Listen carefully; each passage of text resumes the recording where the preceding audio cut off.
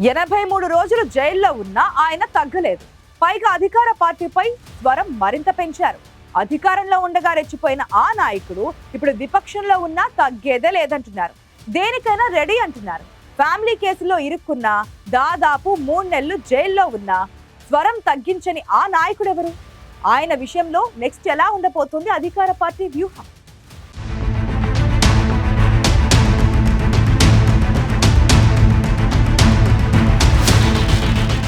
జోగి రమేష్ చూసి రమ్మంటే కాల్చి వస్తాడని పేరు. ఏపీ రాజకీయాలలో తనదైన ముద్ర వేసుకొని 2 సార్లు ఎమ్మెల్యేగా గెలిచి గత వైసీపీ ప్రభుత్వంలో మంత్రి కూడా అయ్యారు జోగి. పరుష పదజాలంతో రాజకీయ ప్రత్యర్థులపై విరుచుకుపడడంలో జోగిది ప్రత్యేక శైలి. అప్పట్లో టీడీపీ జనసేన అగ్రనాయకత్వంపై తీవ్ర పదజాలంతో విమర్శలు గుప్పించారు మాజీ మంత్రి. 2024 ఎన్నికల్లో వైసీపీ ఘోర ఓటమితో జోగి టార్గెట్ అవుతారని అంతా ముందే ఊహించారు. చివరికి అదే నిజమైంది. జోగి రమేష్తో పాటు ఆయన కుటుంబ సభ్యులపై కేసులు నమోదయ్యాయి. నకిలీ మద్యం కేసులో జోగి రమేష్ని అరెస్ట్ చేసి జైలుకు పంపింది ప్రభుత్వం. 83 రోజుల రిమాండ్లో ఉన్న జోగి బెయిల్ మీద విడుదలయ్యాక సైలెంట్ అవుతారనుకున్నారు. కానీ ఆయన సంచలన వ్యాఖ్యలు చేశారు. కూటమి ప్రభుత్వం తనపై కక్ష సాధింపు చర్యలకు దిగుతోందని మాజీ మంత్రి ఆరోపించారు.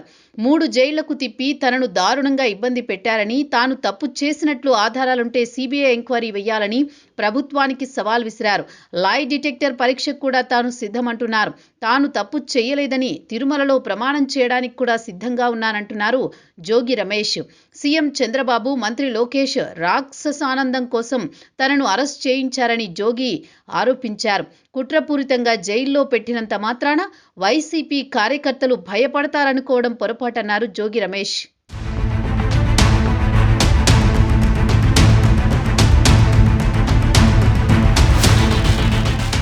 ఎనభై 83 రోజులు విజయవాడ సెంట్రల్ జైల్లో గడిపిన జోగి సోదరులు బెయిల్పై రిలీజ్ అయ్యారు. జైలు నుంచి అడుగు బయటకు పెట్టగానే అధికార పార్టీపై జోగి రమేష్ విరుచుకుపడ్డారు. తనను, తన సోదరుణ్ణి అక్రమ కేసుల్లో ఇరికించారని ఆరోపించారు. చంద్రబాబు సిట్ అంటే సిట్, స్టాండ్ అంటే స్టాండ్, అదే సిట్ అధికారుల పని అంటూ జోగి ఆరోపించారు. వైసీపీ ప్రభుత్వం మళ్లీ అధికారంలోకి వచ్చాక ఎవ్వరినీ వదిలిపెట్టం అంటూ జోగి రమేష్ ఫైర్ అయ్యారు.